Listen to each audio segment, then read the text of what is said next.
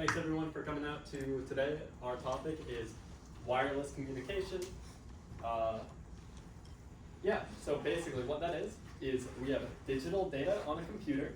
We're going to turn that into electromagnetic waves, send them through the air, and turn them back into digital data.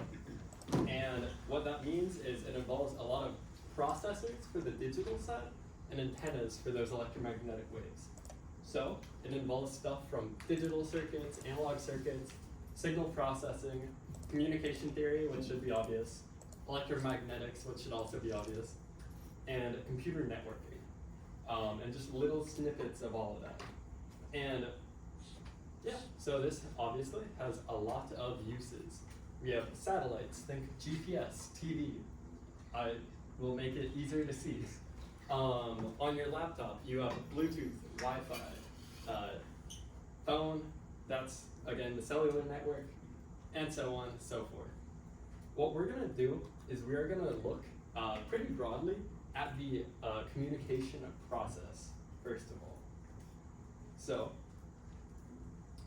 what we are doing is we are taking an information source. What that has basically is data. Then we are going to turn that data into a signal, send it through an antenna. It's going to be received by another antenna and turned back into info somewhere else. So, back here is again data. Here's our signal. But the issue of what makes a lot of this hard is this. There's a lot of distortion in our channel. So we are going to go through some ways to help kind of turn it back into digital data without error.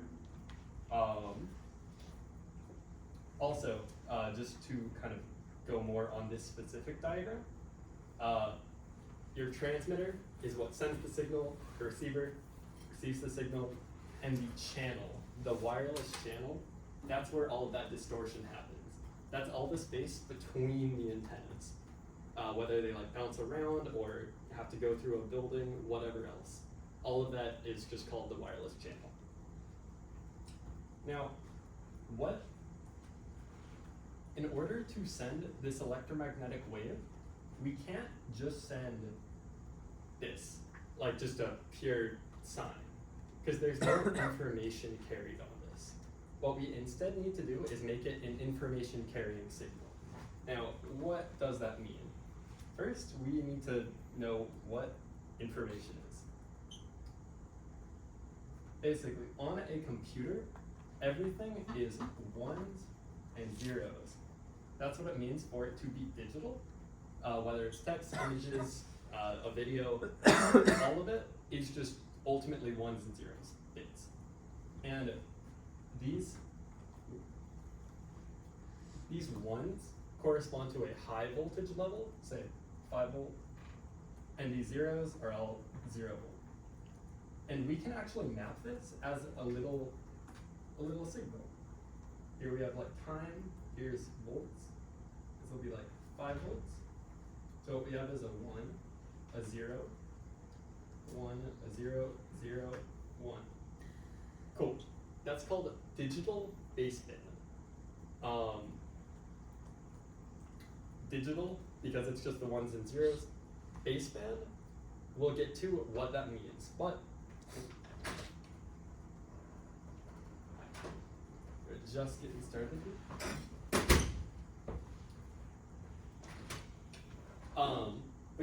So essentially what we're doing is we're just going from the like abstract idea of ones and zeros and going, okay, this does actually map to an electrical signal, but it doesn't map to an electrical signal that we can just send. What we need to do is we need to move into the transmitter to turn it into a both sendable information carrying signal. Now, how do we do that?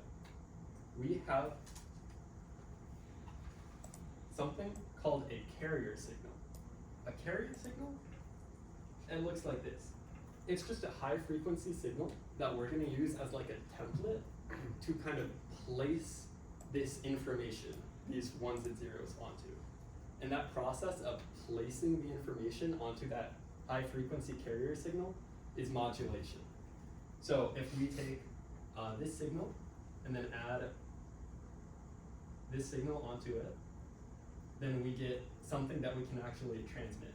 And for transmit, I'll often write TX. We're gonna look at a couple simple ways to do that. This. New iPad, figuring it out. The first of these is called amplitude shift keying. What this is, ASK, is let's say we have this signal again, and fast guy. And before I just wrote a plus, not meaning anything, but here I mean explicitly, let's multiply. Okay, let's multiply these signals. What are we gonna get out of it? We're gonna get a signal, pause, a signal, a pause, another pause, a signal. That's really all we have to do. In this way, we've placed that information onto our signal while still keeping it at that like high frequency, which we basically just need to transmit it. This is called our modulated signal. And from this, we can see, okay, there's information, this is a 1, this is a 0, this is a 1, and so on and so forth. So yeah, there you can basically see how the information is put on the signal. That one is pretty simple. The next one is called frequency shift keying. So we have this signal here. And what we're gonna do is we're gonna assign a 1 to a higher frequency and a 0 to a lower frequency. So our signal is gonna look like this.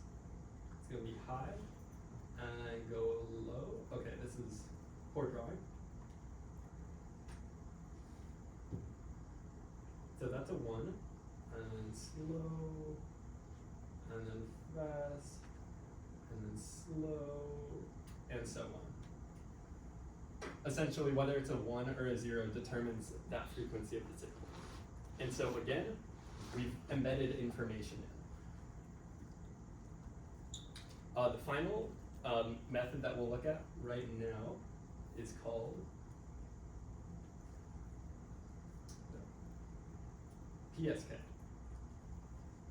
Now, before we get into PSK, I want us to think about the idea of a carrier wave and what I mean by a sinusoid.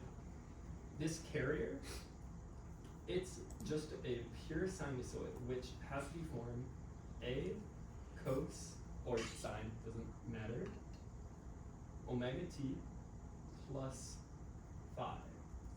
And this omega t, it's just 2 pi times the frequency.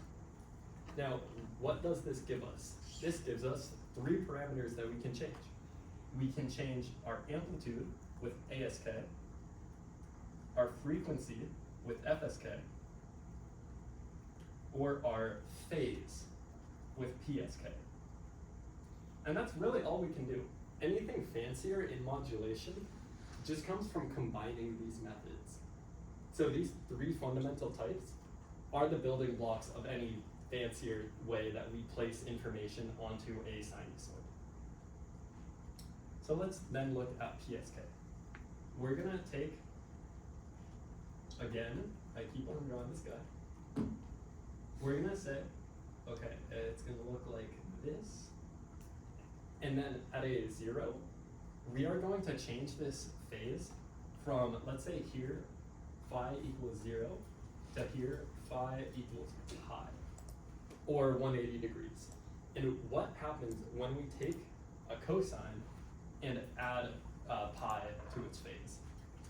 We'll see that cosine of, I can't draw, t minus pi, or plus pi, equals negative cosine of t. It basically just inverts it. And that's another way to think of the phase shift. So what we'll see is it then switches around here, and then switches around again, and does so again, And at each point, we are basically just inverting the phase at each of those symbol transitions. And so from this, we can say, okay, we received this chunk. Its phase is x. And this one has the opposite phase, so it's 0, and so on. I did just want to stop for questions right now. Clear so far on the 3 modulation methods? Cool. Because we are about to go into something a bit more complex. So all of these modulate, yes? No, sorry. Why do we use sine waves to transmit stuff? Yeah, so this is something that we, I guess I can say now, basically just, there are 2 reasons. One comes from physics, is that an electromagnetic wave, it'll only go flying off into the air, and one of these is like the electric field, and the other is like the magnetic field, if you guys have seen those in physics.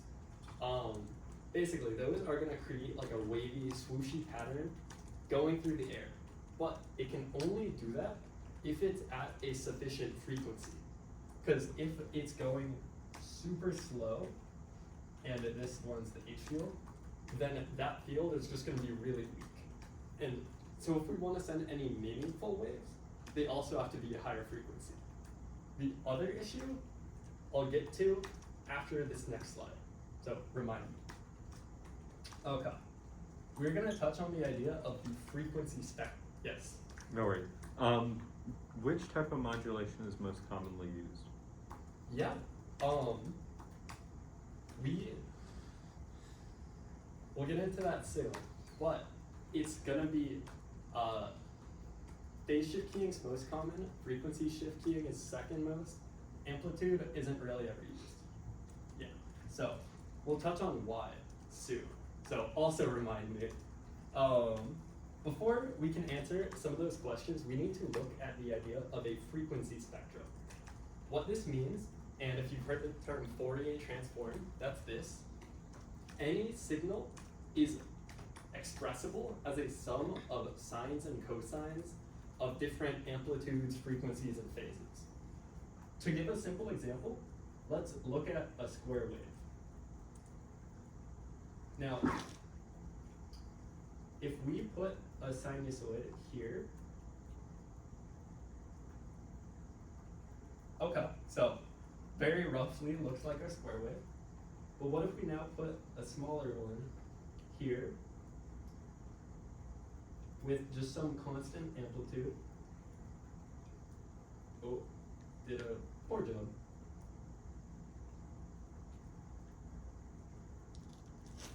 Okay, we can see that the overall envelope of those two added together is gonna be something like this. Where it's a bit squiggly, but it expresses our overall behavior of a square wave. It's expressible as just infinitely adding up those sines and cosines.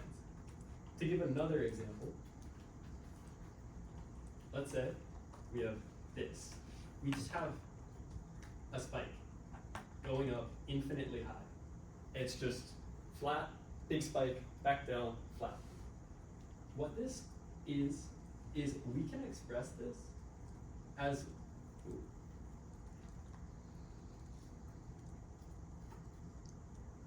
these are all a bunch of cosines.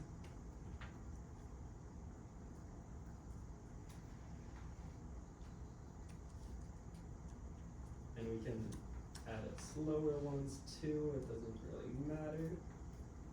What we're gonna see as we add up just a cosine of amplitude 1 of every possible frequency, we are gonna get constructive interference here, where basically all of those cosines, no matter the frequency, a cosine at 0 is 1.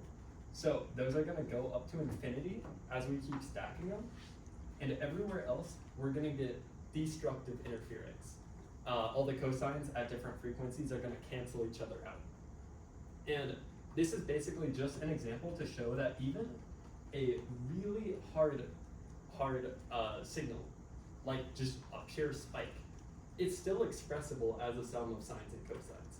And from this, we can show that any signal can be expressed like this. Now, why might this be useful? Let's get a little more into it of saying that, okay, I don't really know how to copy, so I'm just gonna do it right here. Okay. What do you need to copy? This guy. Thank you.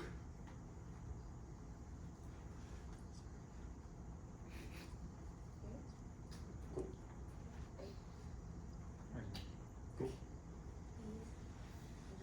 Okay. Alright, so let's say that this signal, as we're starting to decompose it, we see that it's made up of a bunch of sines and cosines at different amplitudes, and frequencies. Now, what if we write out that as a plot? We say, okay, it's made up of a sinusoid at 1 hertz with amplitude, I don't know, 2, and a sinusoid at 3 hertz at amplitude 1. And with this picture above, there will obviously be more, but we can think of this as being representative of that. This right here, and I'll say A, this is the frequency spectrum. It's basically saying, okay, rather than looking at the time values of our signal, it's looking at what cosines and sines make it up. And this little picture kind of shows that. Here as well. And that's our square wave example. Is this clear so far to everyone? Just how we map into the Fourier transform. Then we can basically just do the opposite, the inverse Fourier transform, or converting from frequencies back to time, of saying, this one's easier. Okay, we have a frequency at, or a sine at 1 hertz with amplitude 2, cool. And a sine at 3 hertz, amplitude 1. And we say, okay. Then we just add all of those up. And that gives us back our original time domain signal. As you see the concept of frequency domain versus time domain, oh.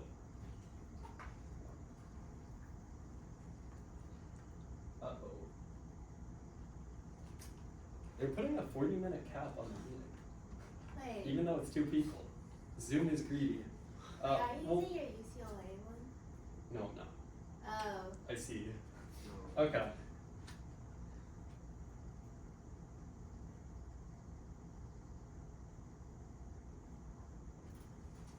Or Or just rejoin. wait. Okay. But like, aren't you gonna rejoin? We would keep having this issue, but No, or I can just open Zoom on mine and you can join mine. but then you wouldn't be able to screen share. I can switch share. I think it's okay if we just keep it how it is. Okay. Because also you look at this. No, I think but it's- like, you'll be like your real. Okay. Yeah. Wait, how do you get custom retos? Like you. I think if you just, How do you get I just custom feel like we just keep it Okay. how it Okay, is. good. Sorry. Wait, actually, is it actually happening from? No. Or So it's if super you rude. download music to iTunes on your computer, so Recognize the profile picture. Wait. whoops. Yes. Okay, if you download music Okay. onto iTunes on your computer, you can plug in your phone to here, and then it downloads music into your Apple ID. Does it work with Apple Music too? I couldn't No, it figure out how downloads to do into it Apple with Music. iTunes. Because, Apologies, like, technical the difficulties. OS is too high now. And we can Yeah. also pick up the pace a little too. Okay. So you say Apple Josh. Music. Yes. I'll answer your question. Okay. Why, thank you. Yes. Why did we, this frequency domain, cool, we get it at least a bit now. Why might it be important that we apply a carrier frequency at like 2.4 gigahertz? Why would we choose that? Well, if we think about the entire frequency domain and also just like signals, if we send, say, a signal like this and a signal like this at the same time, pretty obviously we're gonna have interference. Now, why is that? That's because they are at similar frequencies. If we have a signal like this, and on top of it, really it ends up looking like this. Speed up. Okay, we have like this high frequency ripple riding along it. That's fine, because we have these things called filters. Filters allow us to select like a narrow range of frequencies to keep and get rid of everything else. So from this, we can actually separate out our original signal. But with these guys, they're too close in frequency, maybe the exact same, and thus we're gonna have interference that we can't filter out. And for reference, a filter is like saying, okay, maybe there's a signal here, and a signal here, and a signal here. And it's just like taking a little box and saying, give us this part of the frequency domain. Well, a lot of things use wireless communication. Wi-Fi, Bluetooth, the military uses a lot of it. So, the frequency domain, they actually place restrictions on who can transmit at what frequencies. Wi-Fi is at 2.4 or sometimes 5 gigahertz. That's because that's a band of the frequencies. We can write like 10 megahertz, 100 megahertz, 1 gigahertz, 10 gigahertz. Like logarithmic. Wi-Fi gets like this chunk. And now Wi-Fi, if you are also trying to set up a device, like let's say RAP, let's say we make it 2.4 gigahertz, it's basically a radio transmitter. If it's going at the same frequency, roughly, as Wi-Fi in here, then they're both gonna just mess each other up. That'd be very bad if that happened to like the GPS satellites. So we have to put some kind of carrier frequency to go to the right band. And why, or what does this even mean? We need to look at what frequency spectrum means in terms of those modulations, those information applications. So if we have just a pure sinusoid, our carrier frequency, that's just gonna look like a big spike at some frequency FC. Does that make sense? Just pure sinusoid, so a single sinusoid makes it up. But as we apply that modulation, like that amplitude shift keying, frequency shift keying, phase shift keying, that's actually gonna cause our spectrum to do something like this. It's gonna spread it out. And why is this important? Because if everything is at like one instantaneous frequency, it's perfectly separable. But let's say we have, here's our thing, and right here is Wi-Fi, which also has information it's trying to send. This here, this is interference that we can't resolve. We've basically lost information in our signal.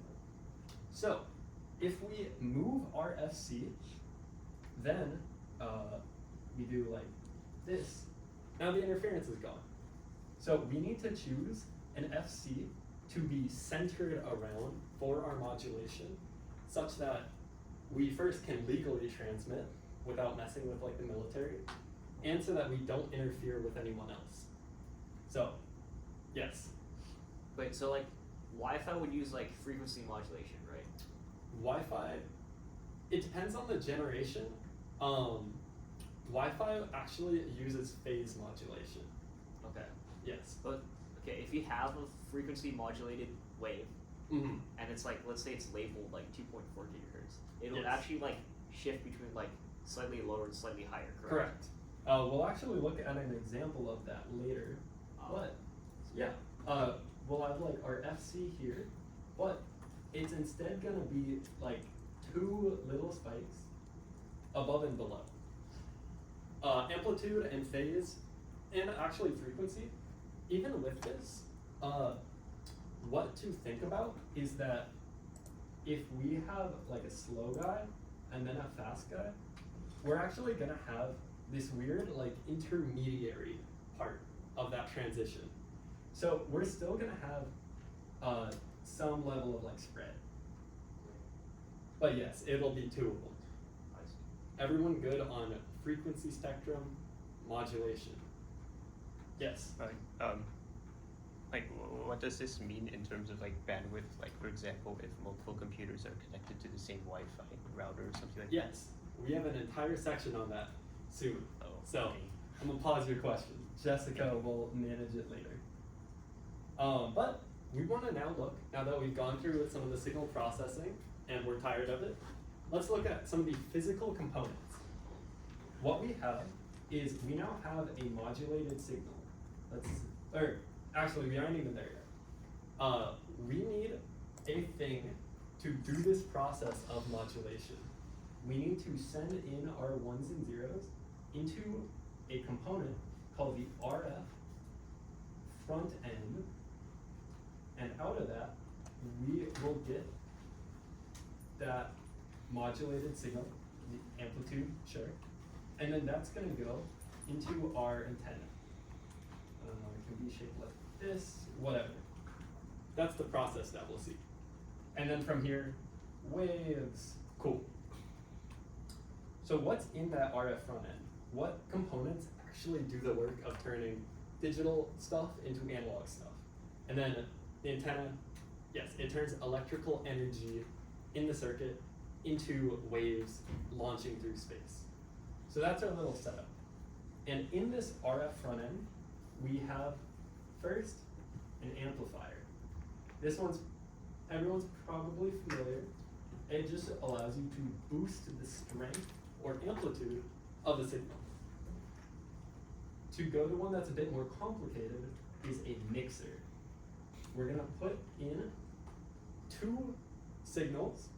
Let's say one is this guy, one is this guy. And before I draw the picture, or I'll draw it, we're gonna get something that looks like this. And where it's shaped kind of like this, overlay it. So I think I can actually draw that a bit better.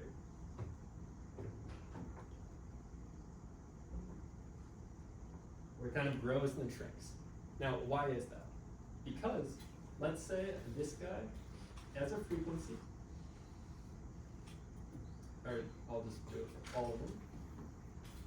Let's say this guy has a frequency of 5 hertz, and this guy has a frequency of 15 hertz. Then this one, it's going to produce frequencies at the sum and difference of those.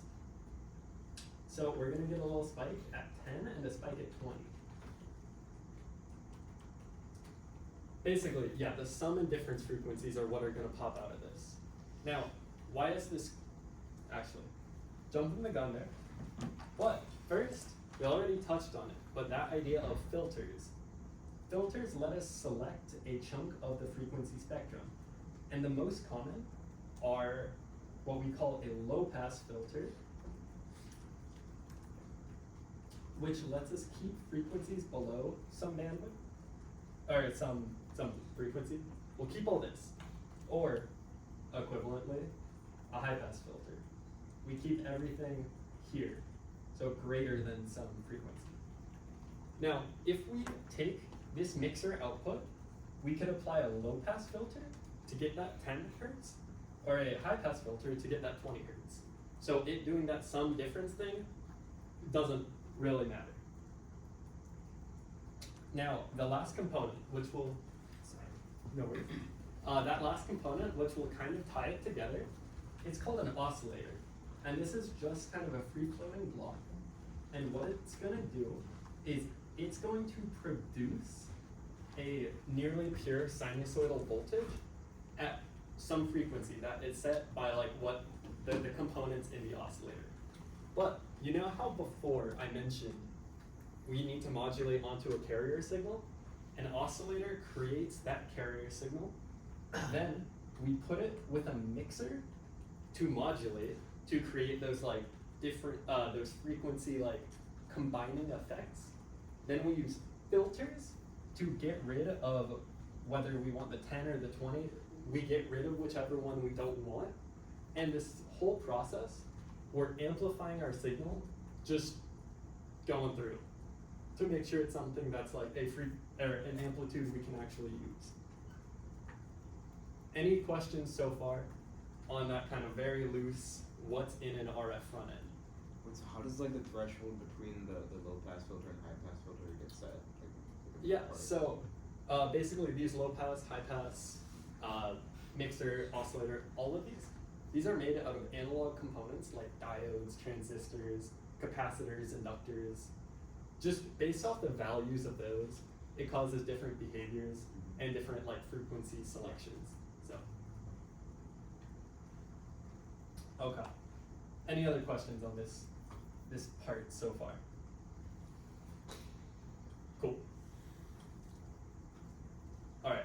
So we now, or I guess yeah, going back to this diagram, we've taken ones and zeros, converted them to a baseband signal, which is just like that 0 or 5 volts, that digital baseband, thrown it into our RF front end, modulation has happened, and we hooked it up to an antenna. We have waves going through space. Those waves don't go perfectly nicely to our receiver. Instead, they go through the wireless channel, which I've said before, is bad. I'd like us to look at a few little scenarios. The first one being the simplest and best case.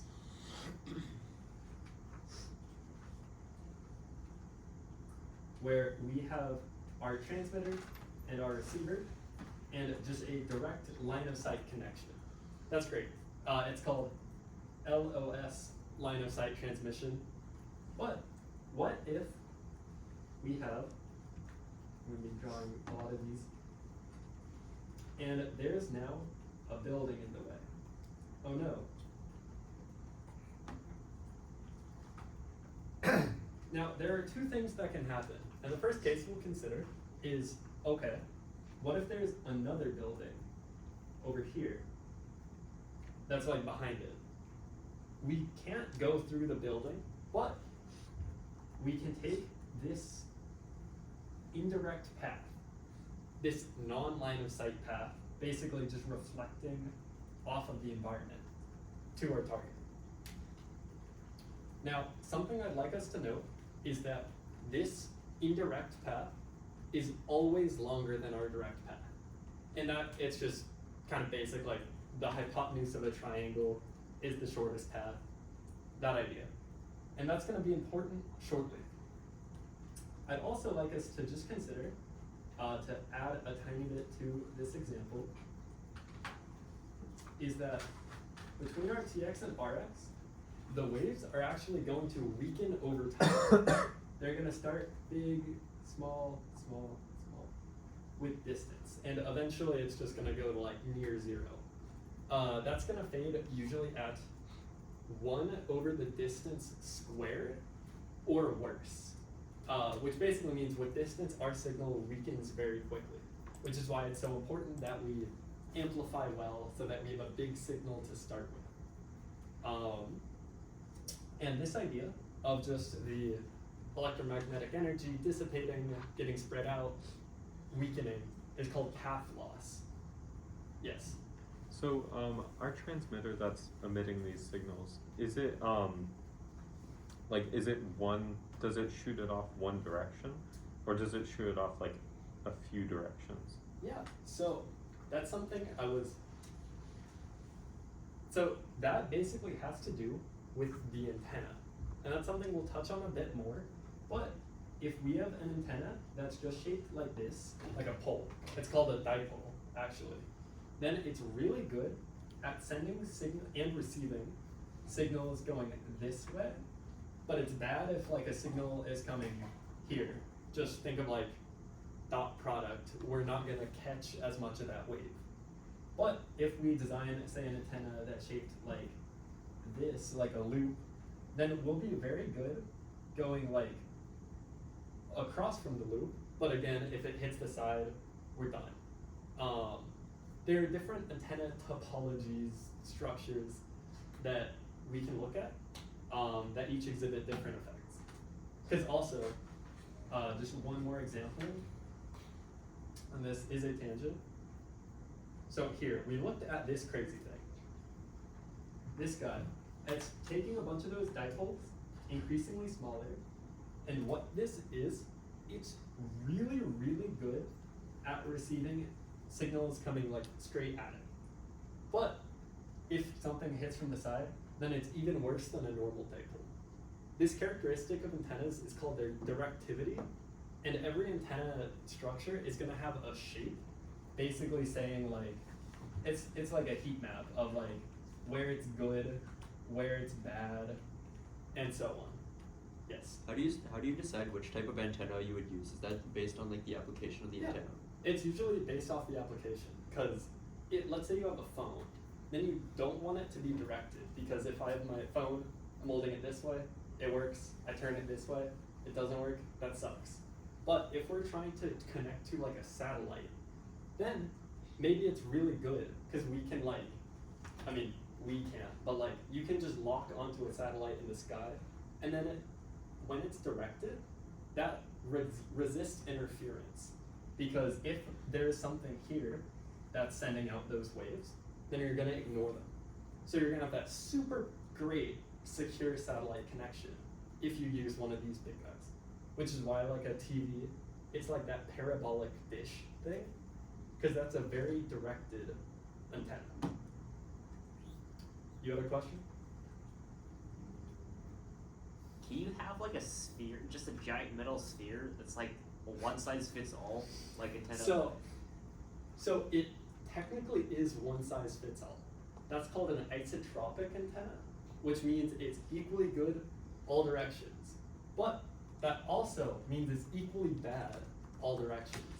Because as I said before, if you have an antenna that's directed, then not only do you resist interference from other directions, then you also get just like a stronger signal in that one direction. Like you're more sensitive to signals, like if you're trying to catch them, which often is a benefit.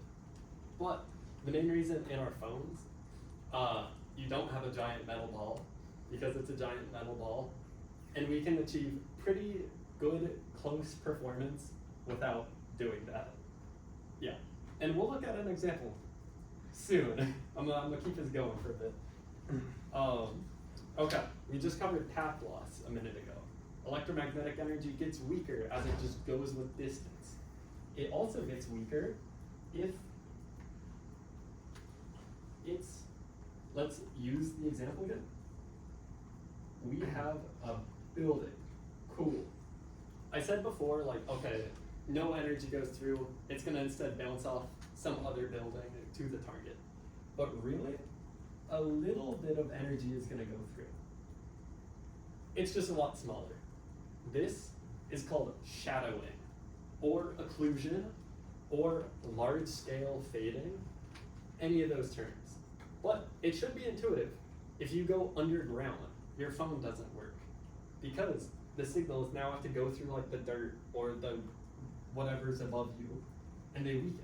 And then your receiver is no longer able to pick them up.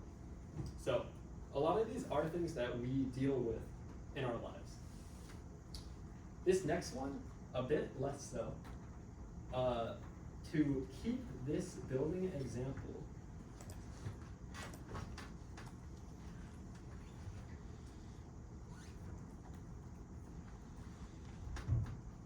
let's say we have, oh my god, the building is crazy.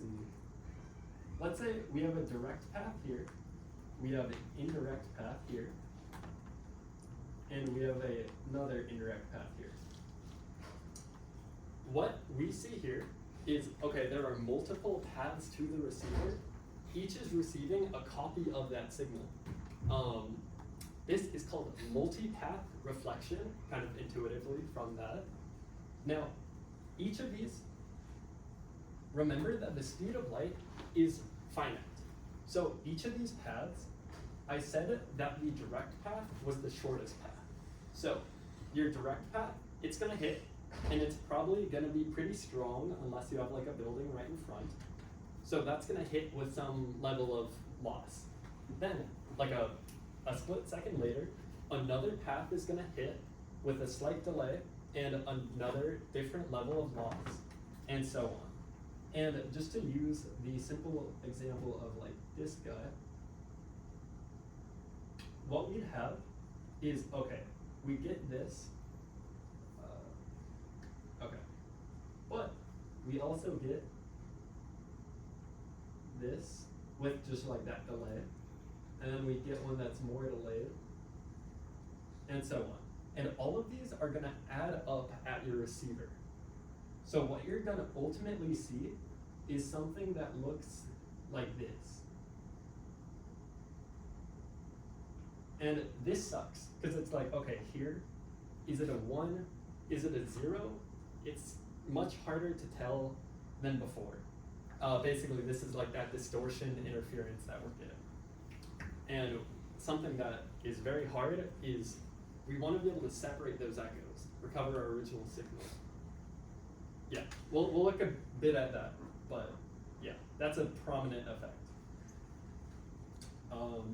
And the final one is noise. Basically, in the atmosphere, you have tons of little particles, nitrogen, oxygen, woo. Each of those has electrons. We send electromagnetic waves into them. There's going to be always just tiny little exchanges of energy, gaining, reducing energy that slightly distort our wave, almost like a little spackling effect. Rather than getting a wave that looks like this, we're going to get one that looks like this, where it's not like there's some pure frequency put on top of it, but instead it's just some random like a completely random pattern of noise. And this is where white noise comes from. White noise is just random little dots of sound, but it also applies to electrical noise. This also comes up in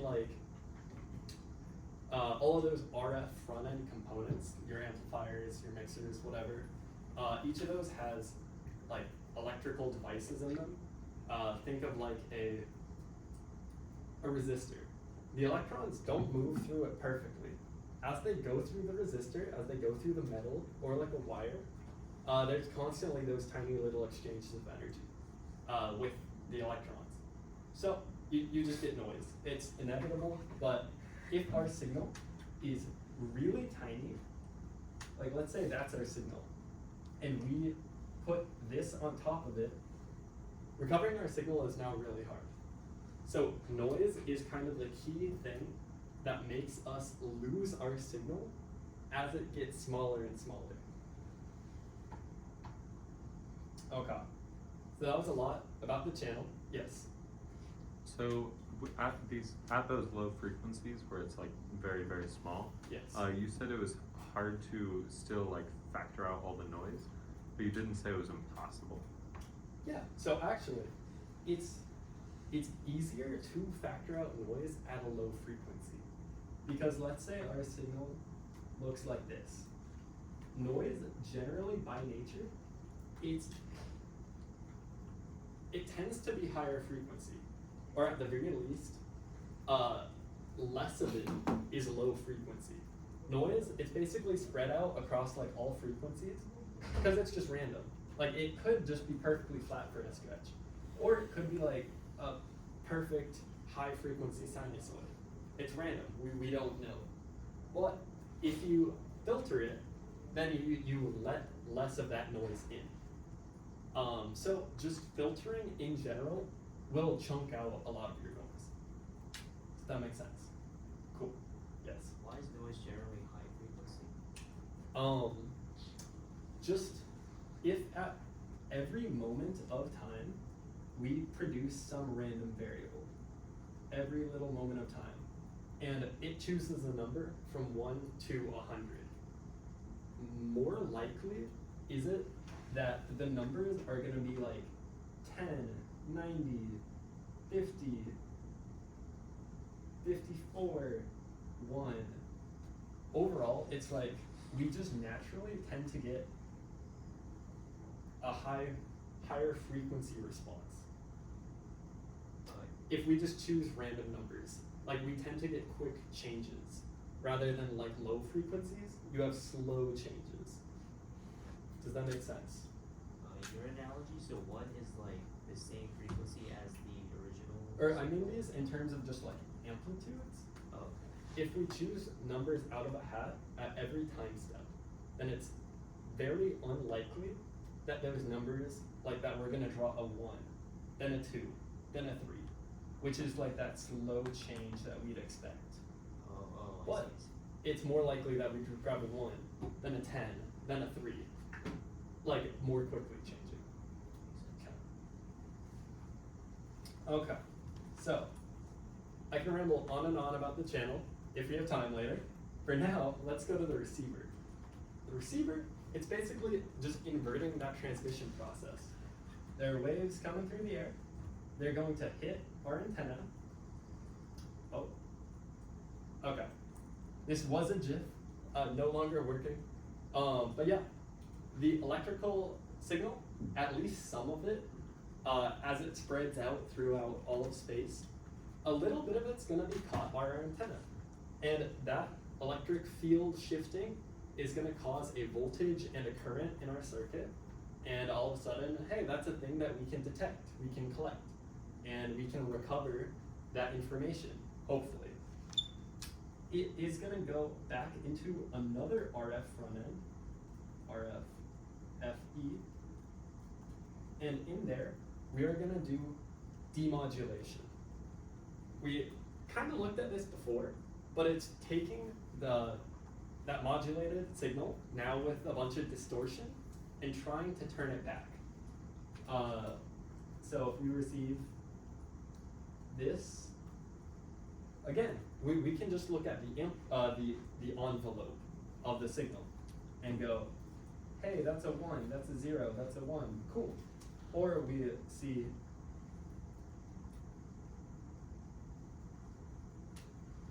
like the phase transitions. Basically, those same methods we kind of talked before. It's just inverting those. And the circuitry to implement these is cool, but also complicated. So, I don't know where I was going with that, I'll be honest. But yeah, we basically talked before about how we can do that. With frequency shift keying, if we have our signal of like fast, then slow, then fast, and so on, we can feed that into 2 branches. We can feed that into a filter and another filter. Now filters are normally drawn like this. Just 3 swooshy lines and a slash. And one of those is gonna be like a low filter, one's gonna be a high filter, or at least a higher filter.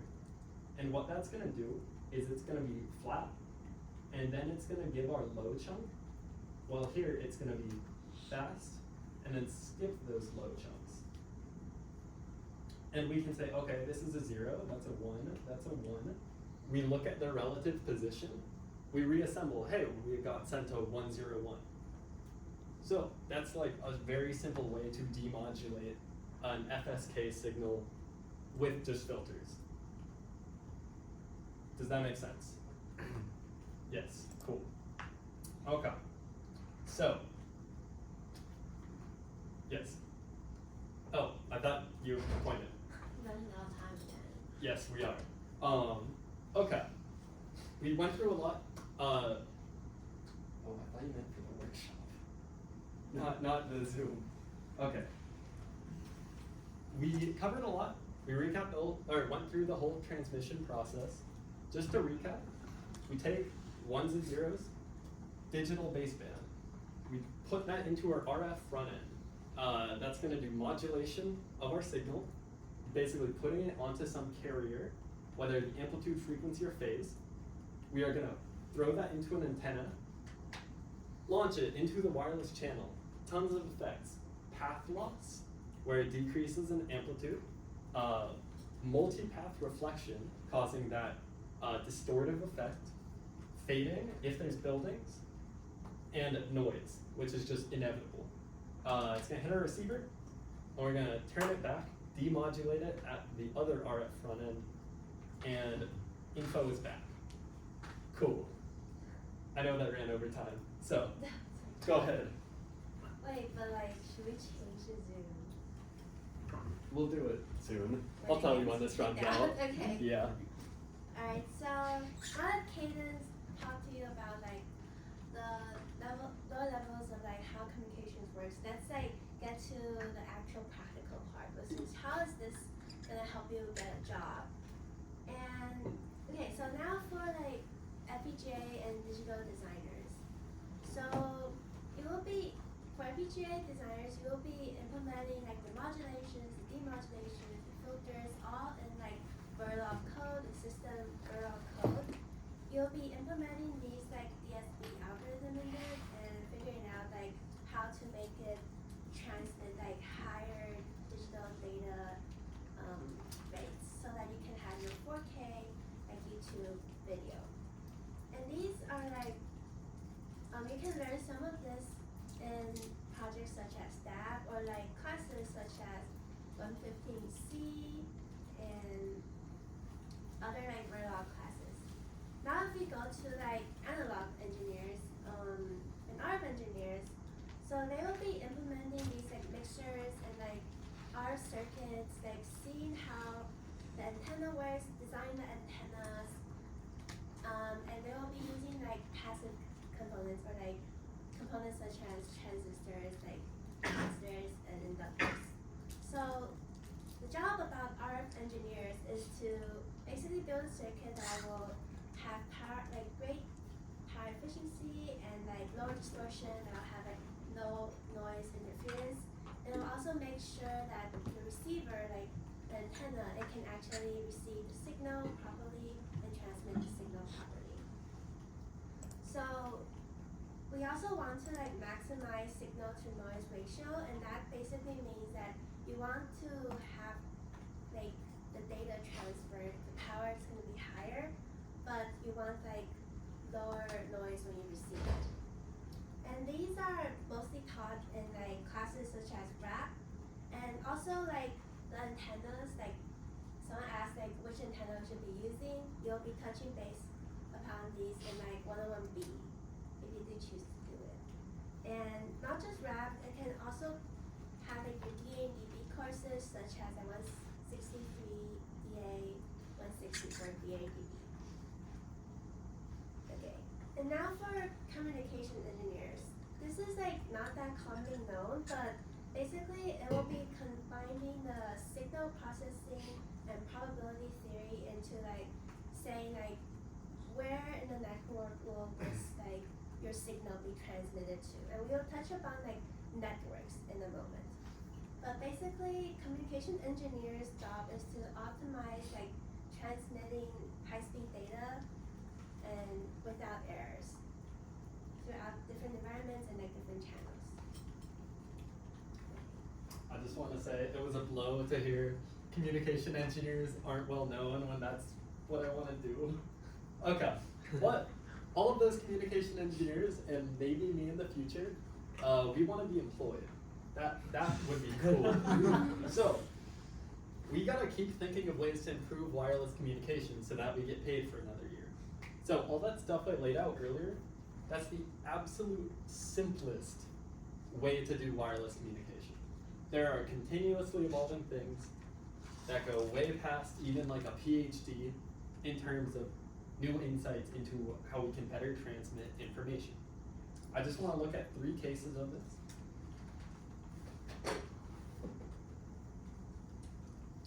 Taking a cough drop was a poor idea. I got up to talk 3 slides later. Okay, 3 ways that the field is continuing to innovate and just some things that are more modern. The first of these is called MIMO, or MIMO, multiple input, multiple output. We can see in this picture here, basically on our transmitter and receiver, just put a whole bunch of antennas. I'm going to draw this picture to show. Let's look at, 3, just 3. per side.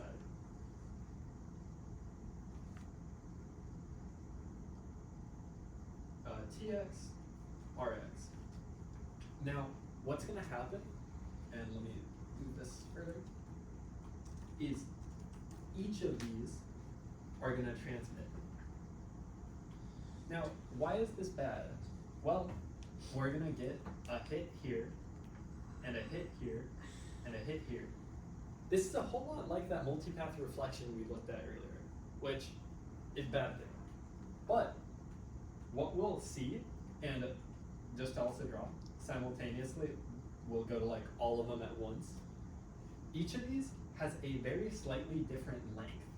Like this guy is shortest, this one's a bit longer, and so on, due to just those very slightly different spatial positions. So each of these path lengths might vary by like a nanosecond or less. Light is very fast. But that's just due to like, okay, this is here, and I don't know, 5 centimeters between, say, you know how like a Wi-Fi router has like different little guys? That's a MIMO router. Because through those small difference in position, we get those small time delays between our signals. And because we know that this is 5 centimeters, then we can actually figure out a lot about our signal. We can figure out the orientation of the transmitter and receiver.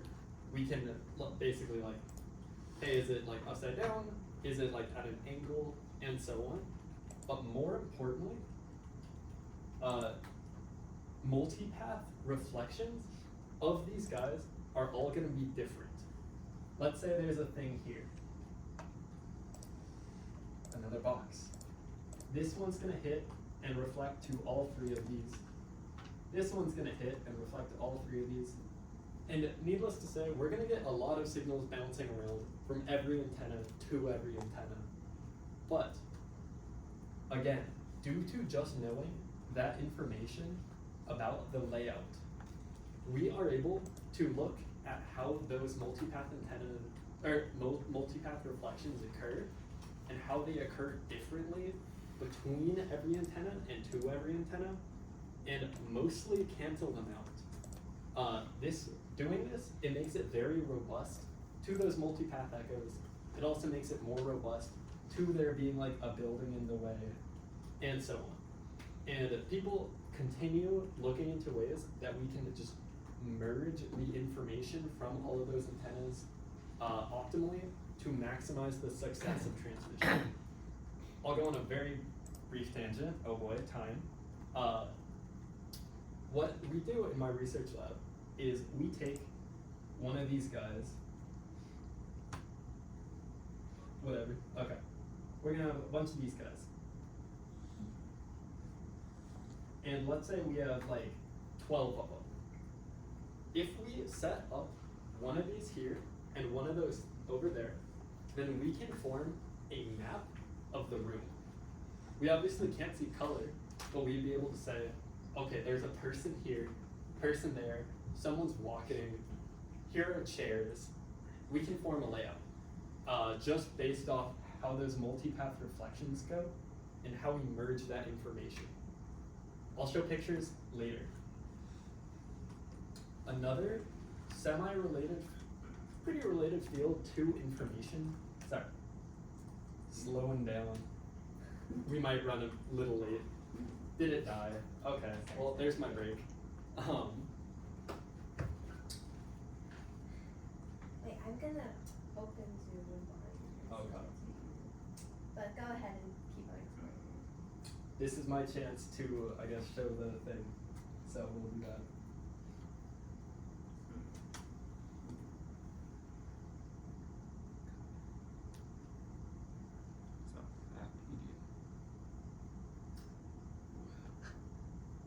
Okay.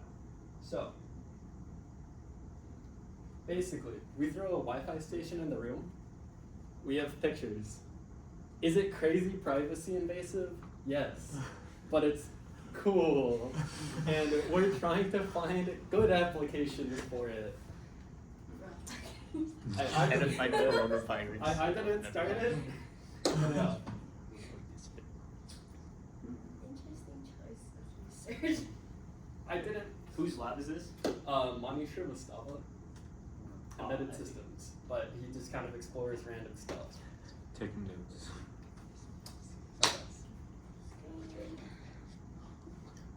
Wait, are you able to detect certain objects within? What do you mean? As in that only showed the people in the room.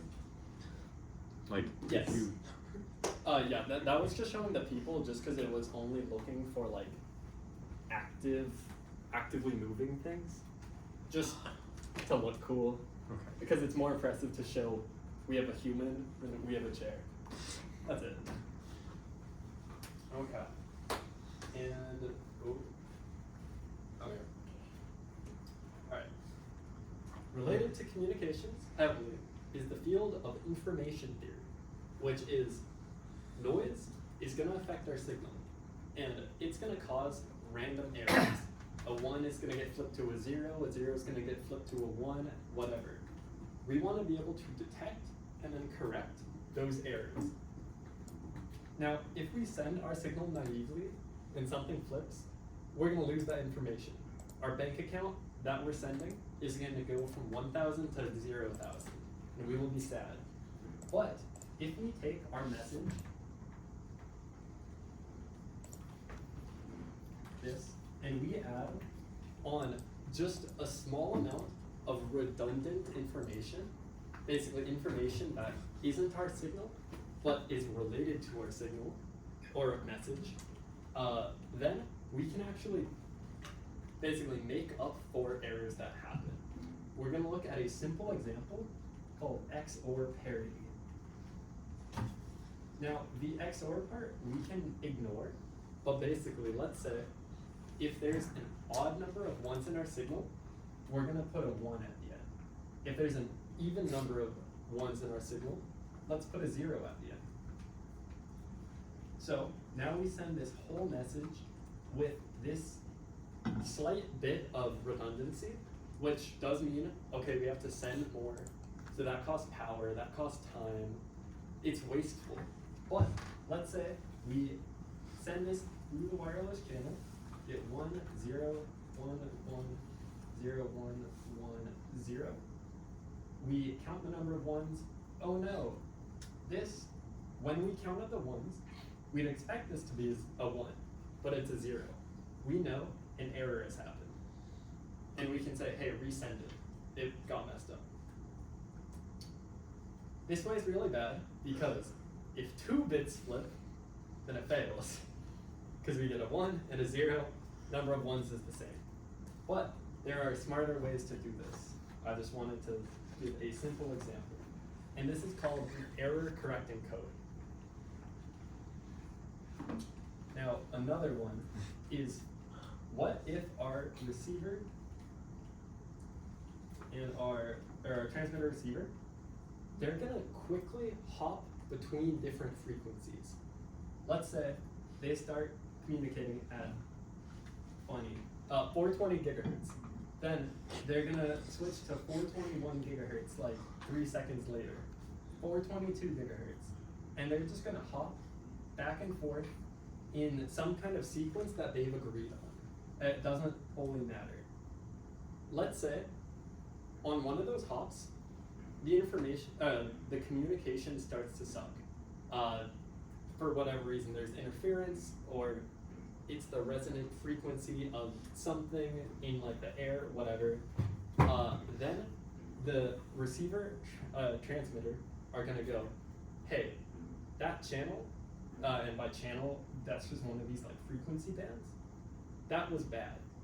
We're gonna cross it out and create a new hopping sequence that avoids that for like 10 minutes, then we'll check it again. So what this lets us do is it lets us basically just like hop around the interference.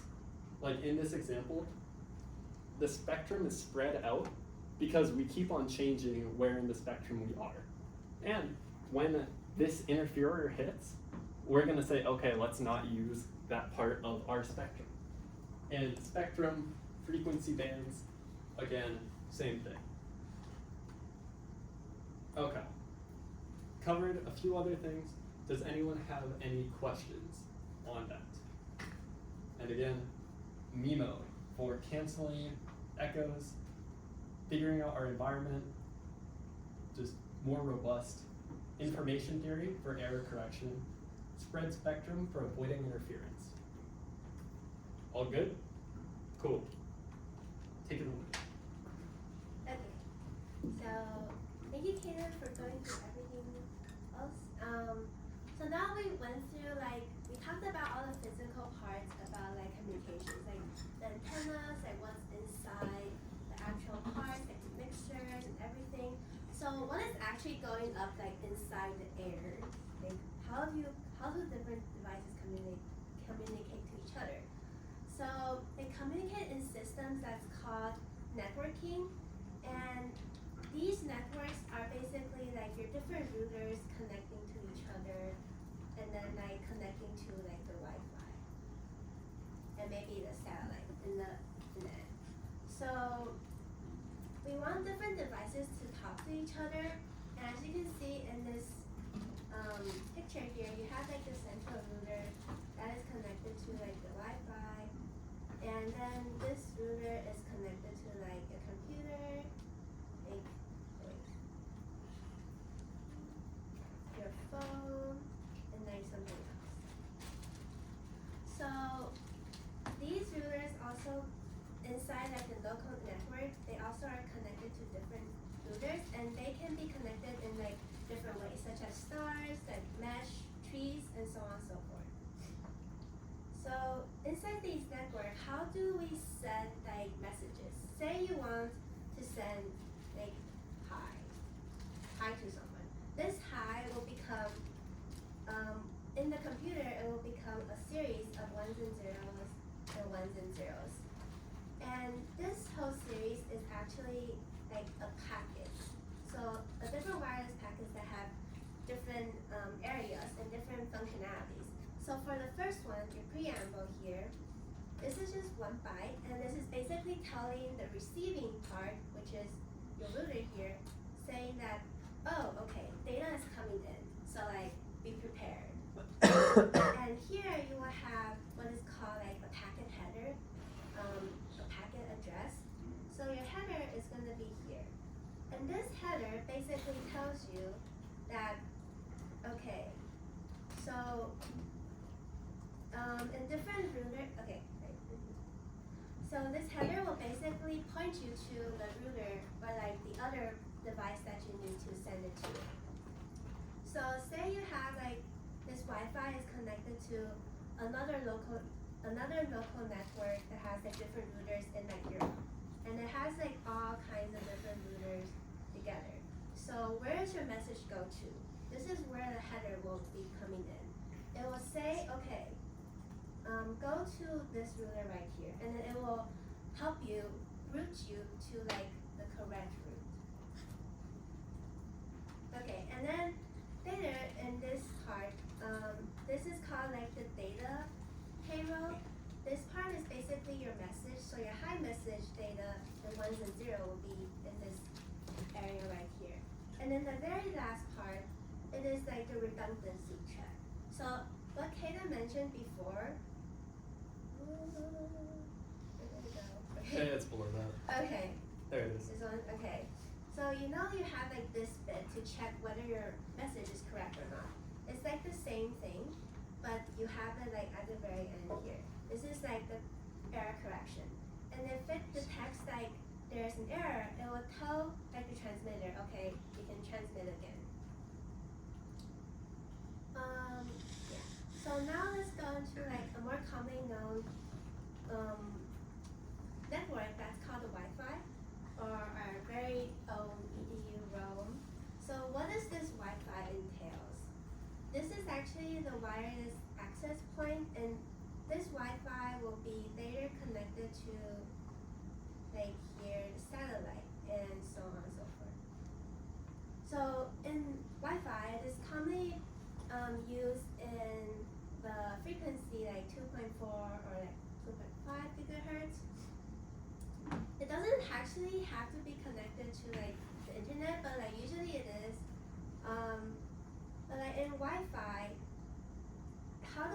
connect to your device. In your device, there are two different addresses in your header. So there's the MAC address, which is the manufacturer will give it this address. And this is not what we usually use. This is like the local address to connect to like different routers within the network, within the local area network. However, there is another header, another address that's called like the IP address. I think this is a more commonly known address. This is the address that can be used globally. So if you have a device in Europe, then you can connect, send your data from this local network in the US to like, and route into Europe's by this IP address. Okay, so now let's go to the more local area networks, and that is like Bluetooth. So what is Bluetooth? It is basically an ad hoc, short-range personal area network.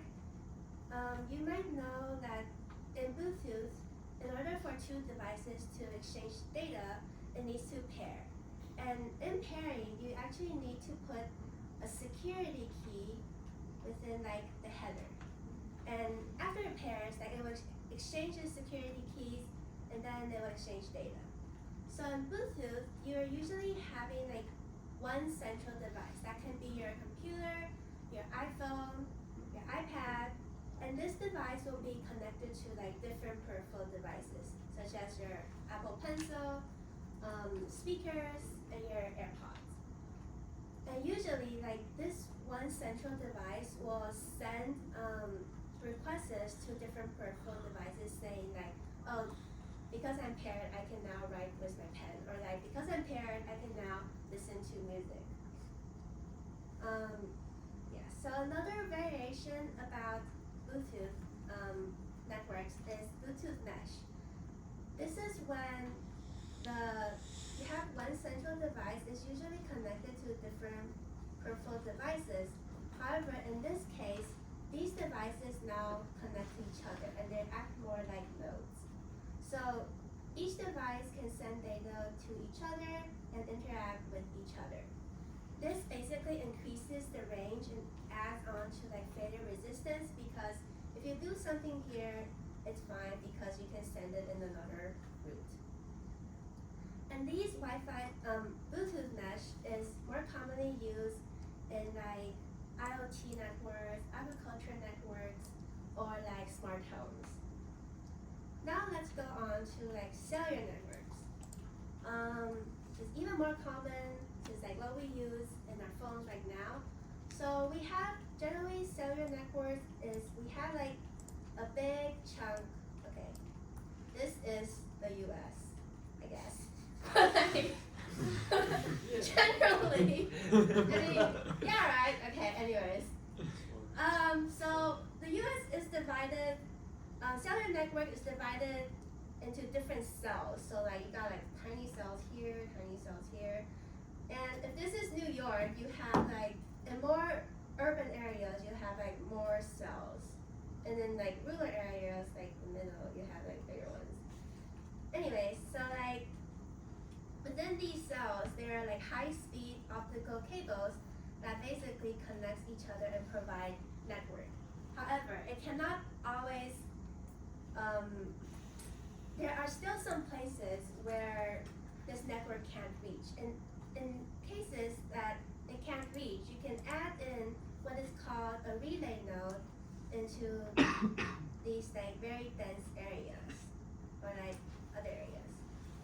And this will basically help expand what the cellular network can cover. And basically help so that your iPhone can connect to the internet. Okay, so who here has had some disconnections with like EDU-ROM or like some interference in like Bluetooth, or like have it disconnected before? Like I feel like everybody in the room has, right? So like, again, so what are limitations of networks? So before that, we need to understand more like how does like message flow through a network or like through a path. So say you have like what is so before we introduce the limitations of network, we need to introduce something that's called like the channel capacity. And that is basically like how much, say you have like a path here and you have messages going through. Like how much message can actually go through it. So what we have here is like, what is a throughput? So a throughput is basically how much data can go through this specific point at a specific time. And it's basically used, it's commonly denoted in like bits per second.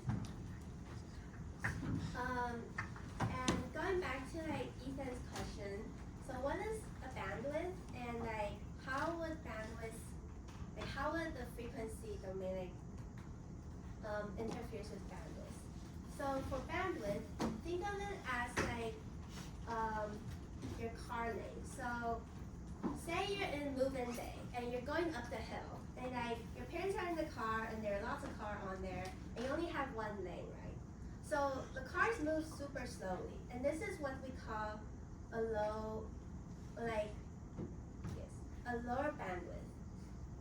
But like say you have like in the highway, you have 5 different lanes and 5 different cars can go through each lane. And you generally move in a much faster speed. So this is an example of a higher bandwidth. And this is generally good because when you want to like stream video games or 4K television, you want to have greater bandwidth so you can give off like more data and you can stream like more data bits and that will result in higher quality videos. So remember that Cadence said that in frequency domain we have, just very shortly, so we have these signals, or we have these ones and zeros,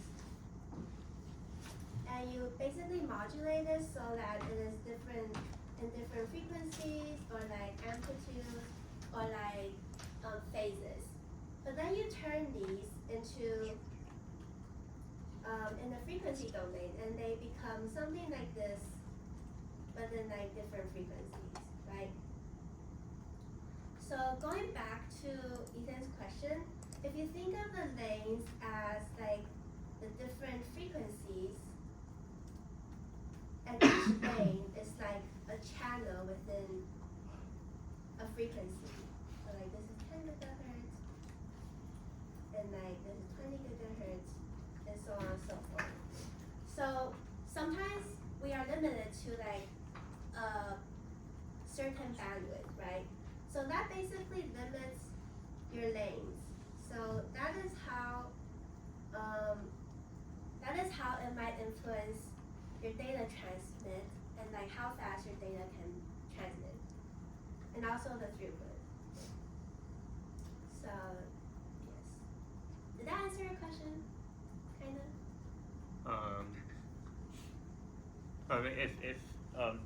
If we say that Wi-Fi is always going at like 2.4 gigahertz, for example, but then with bandwidth we're saying that there's actually different options for what frequencies things can be transmitted at. Like, do we make that? Did I repeat? Sure. Yeah, that 2.4 gigahertz, really Wi-Fi is like 2.39 to 2.41.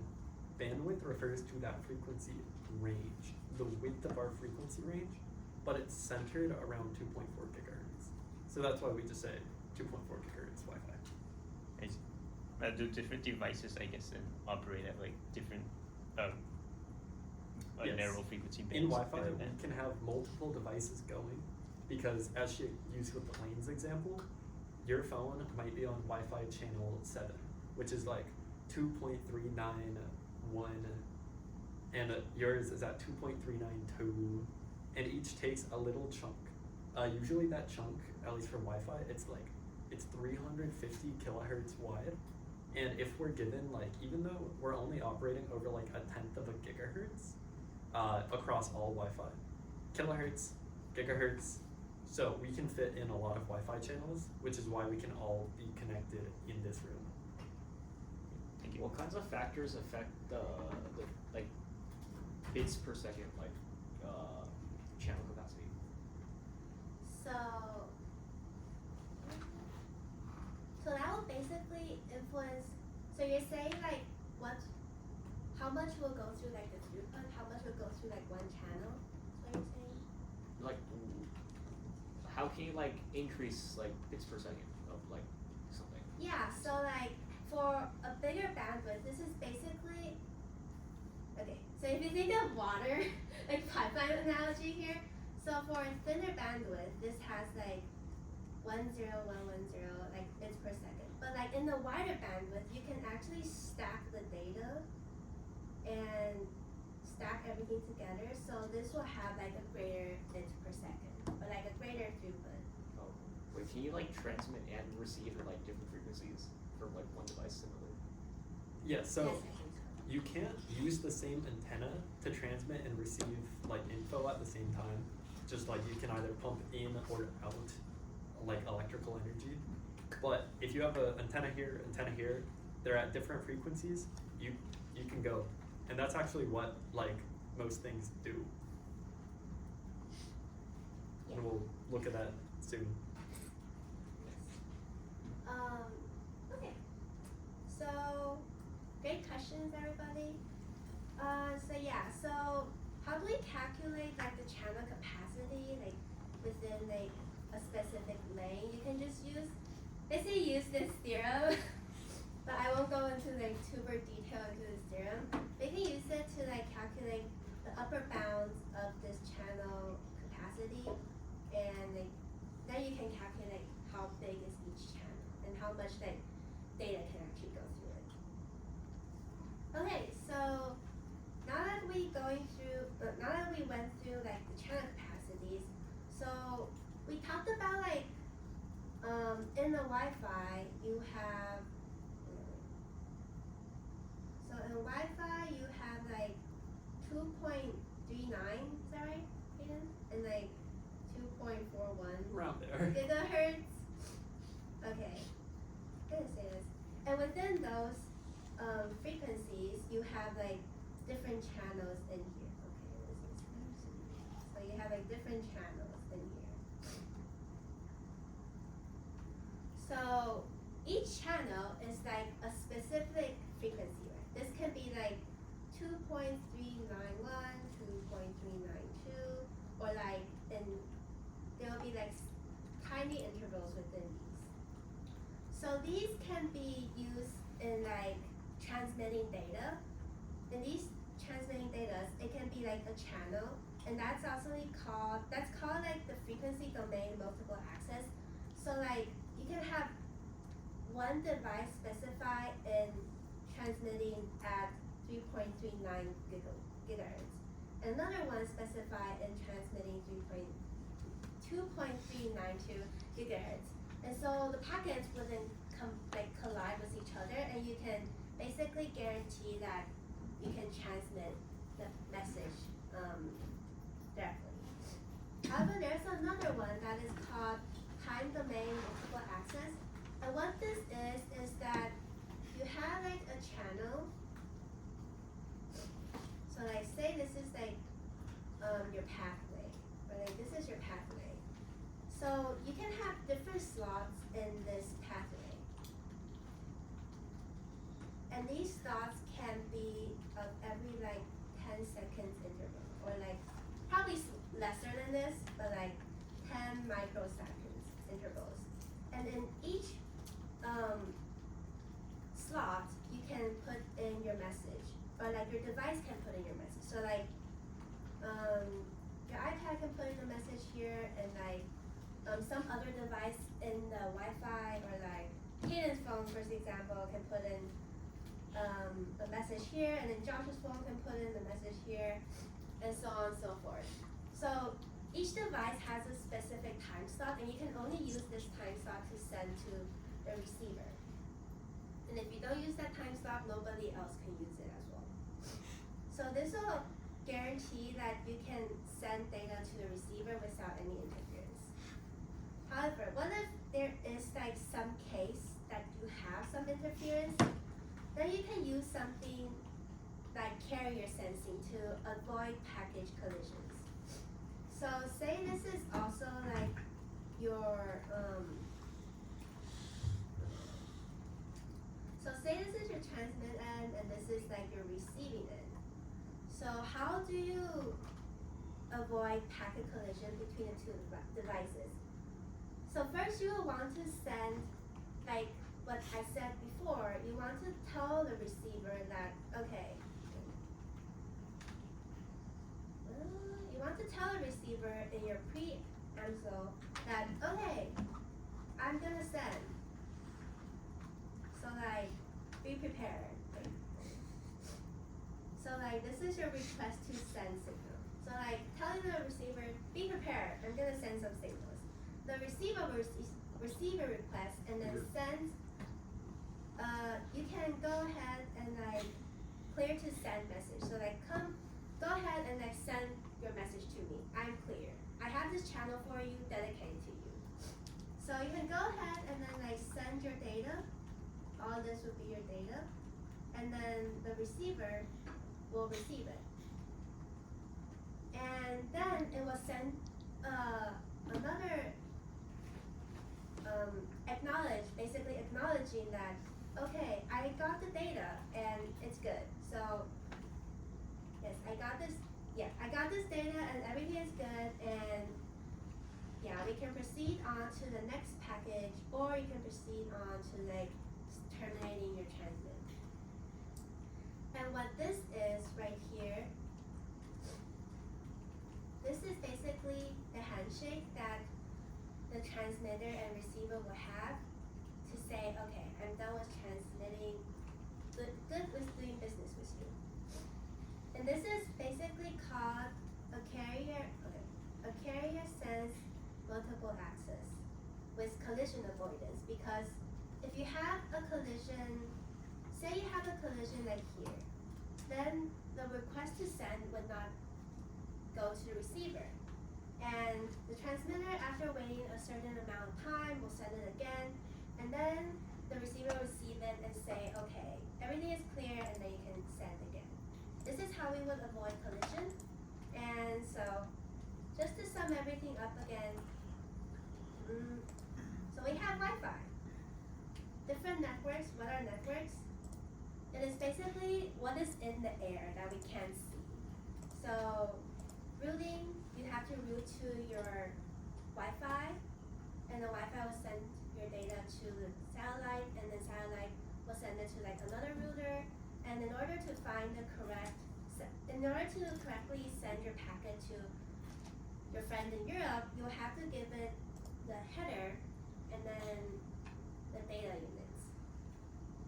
Now we talked about Wi-Fi, like what is it doing, and like how can you use IP address to get your friend or send message to your friend in Europe. We talked about Bluetooth and how a central device can communicate with different peripheral devices. We talk about Bluetooth mesh, which is how each node can communicate and send data to each other, and that is mostly commonly used in like IoT technologies. Then we talked about cellular networks, which is like how we can get our phones to be connected. Now we talked about why EDU-ROM always disconnects with our iPads. Is because the throughput rate, it is because like the bandwidth, and like if there's too many people in the same bandwidth, then it might corrupt it, and like collision will happen, and that will lead to like disconnects. And we talked about like in different channels, how can you send data to avoid like collision? You can do carrier sensing, or you can just do time domain before access, or have different channels dedicated to that device, like frequency domain access. And yeah, so we talked a lot about theory, and now let's get to like the fun part. Okay, I'm gonna ask everyone, take a little set. I don't know if I gave everyone enough wires in each of these, but you're gonna pair up with like the person next to you. Now, unfortunately, due to Amazon, we won't have enough of these for everyone.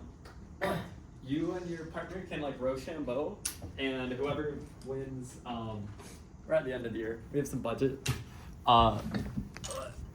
You guys can keep these. So, whoa. That's crazy. Also, Turn down yes. that. I gotta distribute these as well. Okay. Go ahead. I call this one. If you want to also pass them out, thank you. Just kidding, just kidding. I don't even hear. Yeah, this is an Arduino Nano, We and can it, keep these. Yeah. yeah, It's like a We can little keep it Arduino now. module. I think so. I'm pretty sure. No, I want that. I was like, Oh, okay. Could you like bird? yes, $20. If you buy them in Like- bulk, they're This not. is the most. And if you buy them with the EE department's money, they're not. Free nanos? Sure, I'll take it. Yeah. Only. Yeah. Thank you all for dealing with things going late. We will speed it up. If anyone is out of wires as we keep going, we have 2 more nanos up here.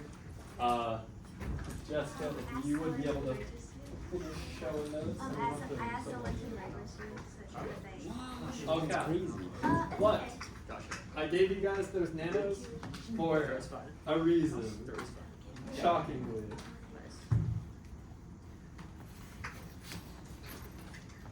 Okay. So, what we have here is the NRF L2 or L01 Plus. This is a radio transceiver. What does that mean?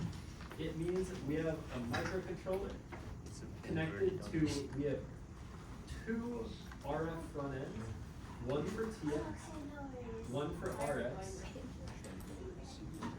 and that feeds into one antenna. And what this means,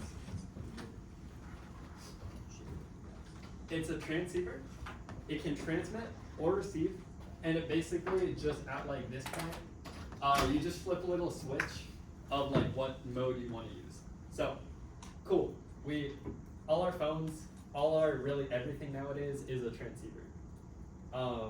It uses as modulation Gaussian frequency shift keying. Now, what does that mean?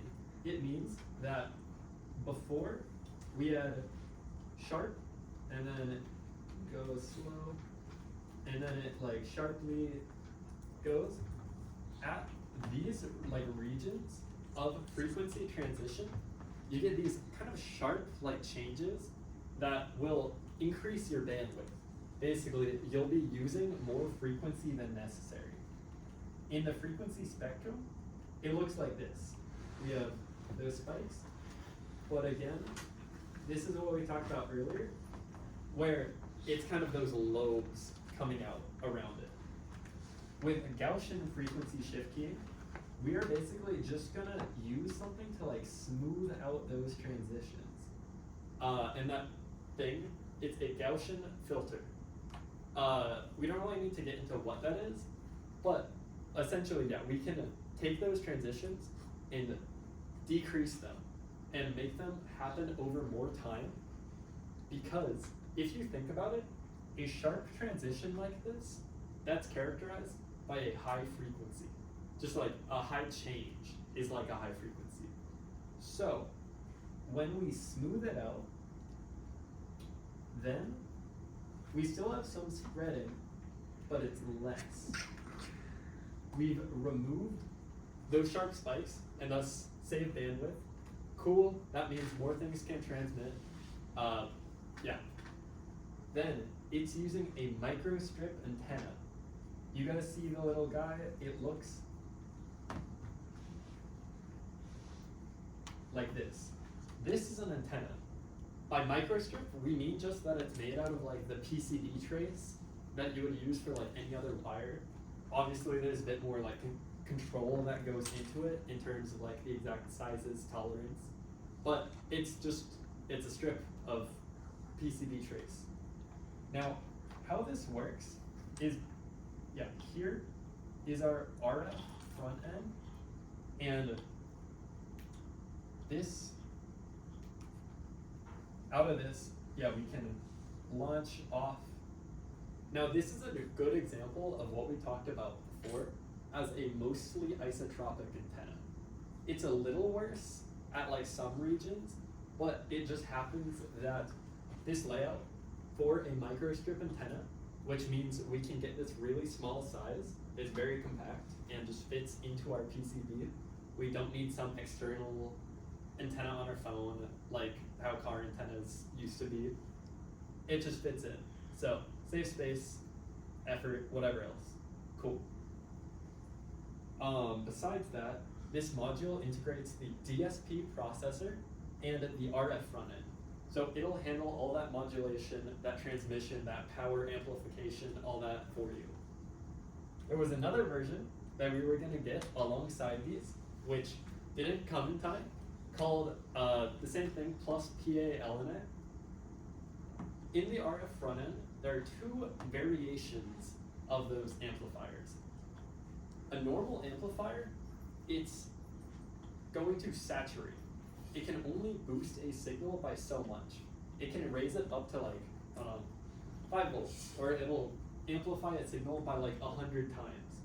But we want big signals. We want to amplify it 1,000 times, or however much. There are specially designed amplifiers called power amplifiers that we'll put at the end of our TX front end, and then that'll go into a PA and then to our antenna.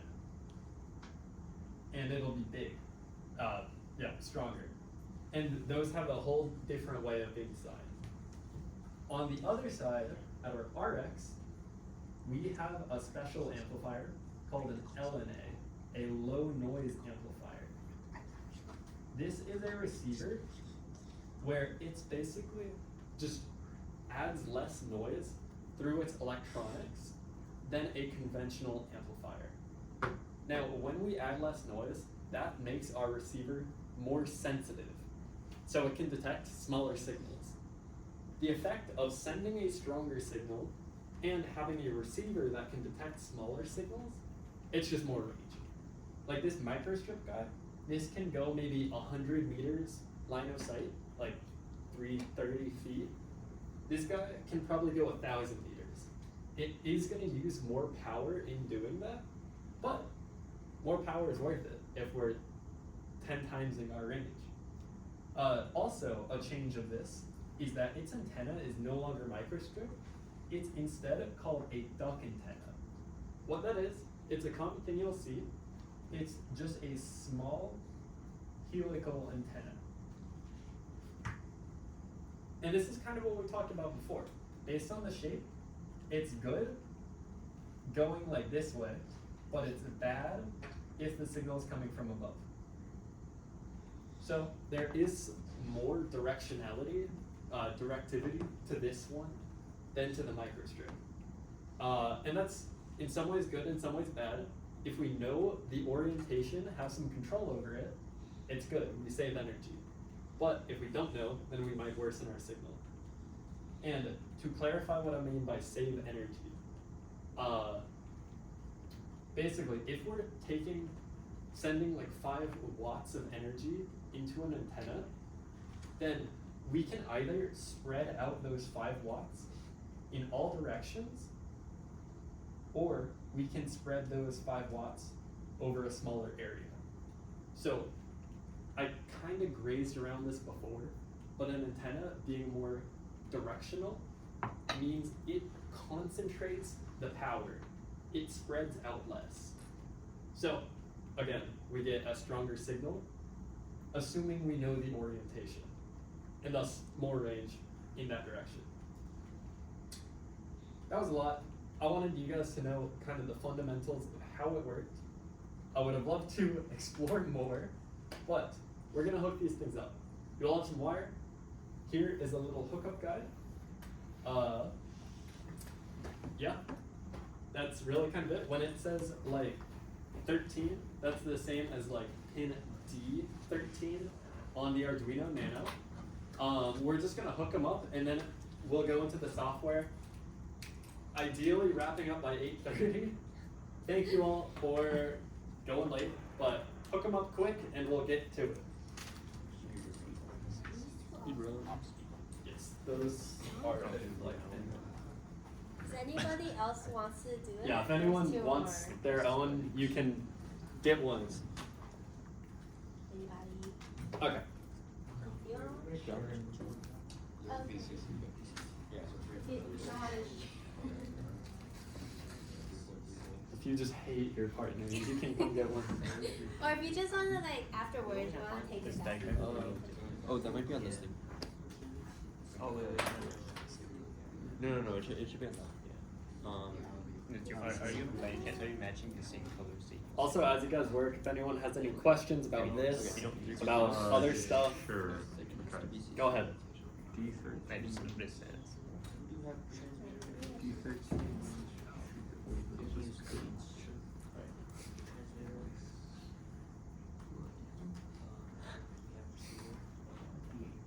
Good luck. Yeah.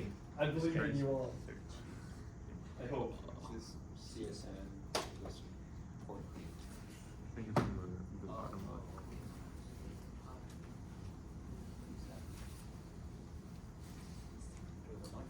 Like these are only 6 pin. If you don't, do you not have enough wires? No, look at the back. If you don't have enough wires, there's more up here. No, it's like this thing I have is 6. Or is it What- connected? what's the this? wires? I have 6 jumpers.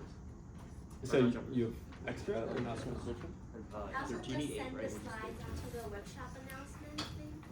Yeah. Onto the workshop announcement. Is it A or D8? What? Is it A? 8? It's gonna be D. Yes. These are all gonna be digital pins, so D.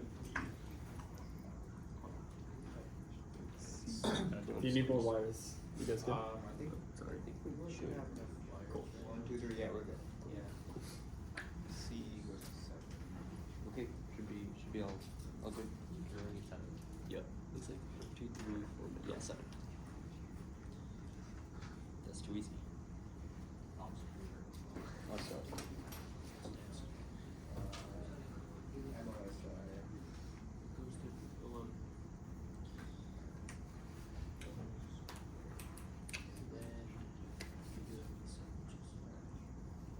Any groups, raise your hand if you're done.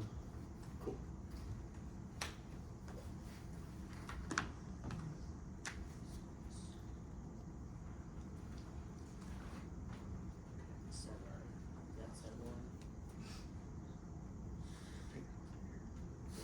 Can we get one more wire?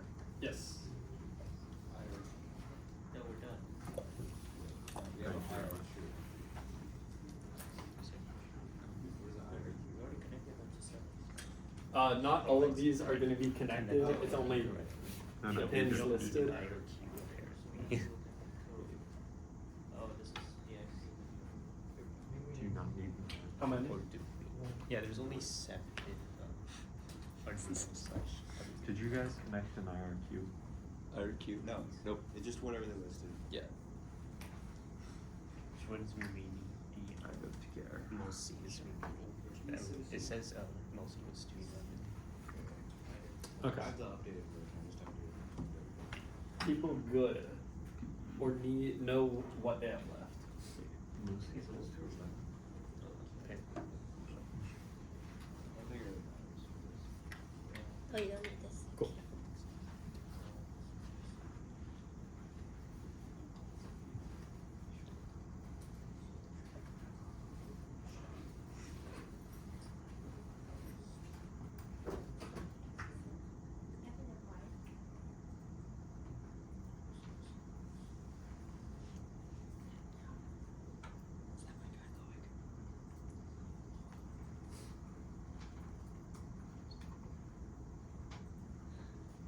I'm just gonna send this. Okay, so if you guys go to the IEEE at UCLA workshops, let's see which channel. Or like question. Workshops links. I Don't have access. okay. In workshops announcements, we are gonna send the code for the receiver, and we are gonna send the code for the transmitter, and we will go through this in a sec. We were gonna do this together, but you know, things have gone late.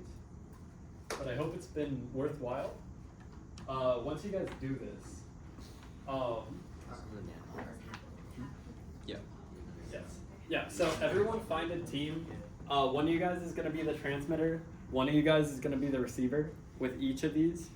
Oh, we'll do the For now though, just find the code Middles and first.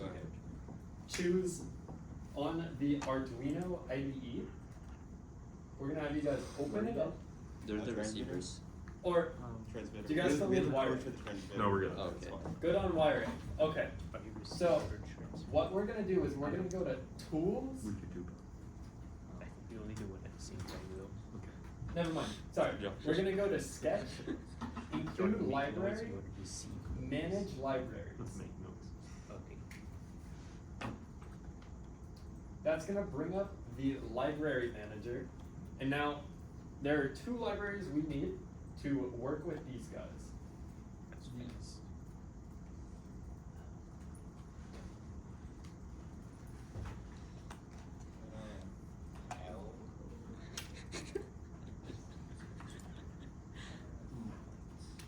I like have no idea what's going on over these things. Even print. Okay. Oh, I project and dropped it. Okay.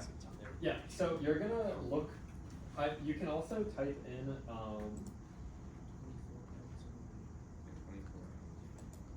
RF24. This should also work. You're gonna look for a package called RF24, somewhere, and you're gonna install that. Doesn't really matter what version, just the newest one. So this is the library we need. If anyone's having trouble finding it, let me know.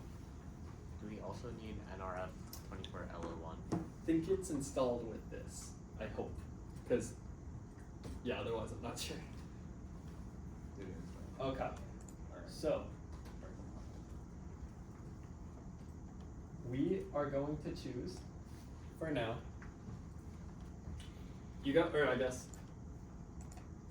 I guess we'll spend a minute going through the code. I'd rather not rush it too much. So, what we're gonna do is we're gonna import a bunch of modules. Doesn't really matter, but we're gonna basically tell it, hey, we have a radio. It's connected up through SPI, which is a communication protocol on the Arduino, and that the CE and CSN pins, basically just like enable pins, are 7 and 8. We're gonna tell it the address or your NRF24 packets from the transmitter to the receiver is gonna be 0001. Each of you guys is gonna have to choose a different like code, and these are gonna be like numbers, or like 1001. So a different binary. Yeah, so just make sure that between the team that you are receiving or transmitting with, you guys have the same address. Then we're gonna start serial communication and our radio. We're gonna say open up a pipe, basically just like a communication venue that like, okay, we're gonna look for packets from this address on our antenna. We're gonna say, okay, our amplifier, we don't wanna make it too big just cause we're in an enclosed room, doesn't really matter. Low. Start listening, since this is the receiver. We're gonna make sure our chip is connected properly. If you open up the serial monitor, that glass, after you like upload it, you'll see a 1 if your thing is wired correctly and a radio is detected, a 0 otherwise. So that's your check that it's working. We are then gonna repeat, just if there's anything on the radio that we've detected, create a little text block, read whatever the radio is detecting into it, print it out. Very simple. And then on the transmitter, also I want to check, are you guys having any issues uploading this? Just a bit slow. If it's slow. Okay. Something I've noticed, if you go to tools then the processor. So you want to choose board Arduino Nano, and then the processor, it should say like ATmega 328. You want to change that to ATmega 328P old bootloader. It just works better. And then finally, your Arduino, it should have some like port that it's connected to. Make sure to select that. So these three things here, we need to set. So once you set those, try uploading just to make sure it works. I hope. Oh, that's too easy. Oh, it's not. Oh shit. Oh, wow, that's too easy. Works? No, Works? if you go to the serial Okay. number. So then the transmitter code, super similar. Yeah, it's one. Only change is we're now gonna open a writing pipe. Writing and transmitting are the same. Same with reading or receiving. So we open a writing transmitting pipe, check that we're connected, and what we're gonna do is we're gonna create a text block, hello world. We're gonna write that, and we are gonna send it off on our radio. So ideally, if two of you guys, if someone has a radio receiving, the other has a transmitting, you guys have the same address, then the receiver should see a 1 to indicate that the chip is connected, and then should see hello world over and over. While the sender should see a 1 to indicate that the radio is connected, and then it's sending data over and over. Cool. Yeah, ours is. Do you guys want to try that out? What's it with Yeah. yours? Spend like 5 minutes, group next to you. 0, 0, 0, 1. 0, 1. I'm receiving right now. I'm just running this gibberish. And at the same 1, time, 0. make sure to sign in if you came in late. Have the QR code here. Okay. Do you And we're gonna, 1, I'll 0. run around and help. 1, 0. Like this? Yeah. I think that's 75 digits, so 101. I don't think it wants to work too. That's too easy. I don't want to work with that. Nice. You're sending. You get it? Yeah. You guys get it? Oh, nice. Hello world? Yeah. Okay. Yeah. Not Oh, recently good. here. Nice. I've never figured out how to fix it, like run into like Arduino, a new Arduino. I remember, yeah. Caden, Yes. we're getting our programmer is not responding. Okay. Yeah. Yeah, that's an issue Same I as- had, so it's, I think I know what it is. Nice. Help. Got you. Jim time? So, Yeah, I'm gonna go back to my. we're gonna go to tools. No, you don't. For what? Okay, you're just gonna come in this. And are you pairing with them? Aren't you like not allowed to go to this? So this one, Allegedly. That's just what they told me. I don't know what I'm supposed to say. Why would they huh. ban For me, this? this was fixed by putting it to the old bootloader. Like, Maybe if we put it to the new Okay. bootloader. This is 2.0? Oh my god. Yeah, that is 2.0. Yeah, so basically this is an But why- issue with the processor here. selection here. So, That's his law. Is there any way to cancel another load? and try pulling it back up. Okay. You guys got it working? Yeah. Okay. I know the code was rushed, but do you guys understand how it works? Yeah. Yeah. Okay. You guys can make a walkie-talkie, send it to your friends. Yeah. So, No, go back here, bro. No, all the way out to the code. Okay, you're good. No matter that. okay. Also, I want to plug what you do in Wrap.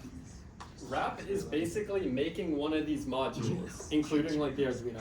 So, you're gonna go through the whole process of all the analog circuitry, build that RF front end, do all the digital signal processing, modulation, whatever else. All of this is just Wrap. So, I hope the project makes a bit more sense as to what it entails. Yeah. Cool. Wait, why is the antenna like this instead of just like one giant metal like block? I'll be honest, it's probably due to some antennas get really weird with the electromagnetic waves. They get super sensitive, to like the layout, probably with the giant metal block, it doesn't receive as well due to some reason.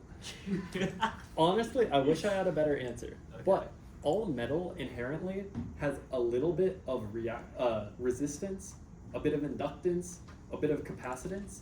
You have to super finely tune those along the length of the antenna.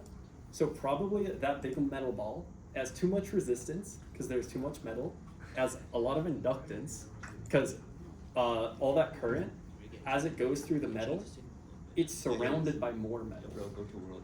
Yes. Again, just too much metal. Yes. So, Should I take this out? resistance, bad. Inductance without capacitance to balance it out, bad. That's all I got. I'll get back to you after I take more classes. But, Alright. yes. Wait, earlier you were talking a little bit about the DSP things. Sort of Yes. like, I was having a bit of trouble understanding that some of the complex stuff they're doing on their own. So like, for example, can you explain like how it deals with things like Doppler shift or the echoes you were describing? Yes. Shortly. I do want to check. Is everyone able to get the... everyone pairing with a partner got Hello World sending? You guys good? Good? Everyone good? No. No. Yes. Yeah. So, I'll come back to that. Yeah. You guys signed in? Yes, in the meantime, sign in, and you guys are free to start packing up if things are working. Wait, are we gonna let I mean, I've been trying all the I have a question. Yeah. Wait, do you know what like the range is? Like just antenna is Yeah, specifically I on this Okay, regular? usually it's Just just like like the one main person port in the very open. to Oh. So, you I can don't know like why check they the were so- I can just imagine the What- project oh, done really? using think Yeah, you can probably check as well. Like they didn't assemble on the site hardware. I can probably search up the. Yeah, you can probably itself. search up the module. Basically, like Wait, the name of it Just open is the on cable the too. slide. On You slides, can okay, I'll search check out the that. data Okay. sheet and Okay. it will have like more. Okay, thank you. Are you gonna make something about it? No, I'm just saying, I mean, 100 meters is not bad. but, Yeah. You know, like, Question: do we get to keep the cable too, or is it? No, not the cable. Sorry. What? Are you trying different combos? No, I just unplugged it and plugged it back in. Hopefully it works. Okay. Thank you guys for coming. Oh yeah, we have one of those. oh, wait, no, the periods. Go. Wait, I feel like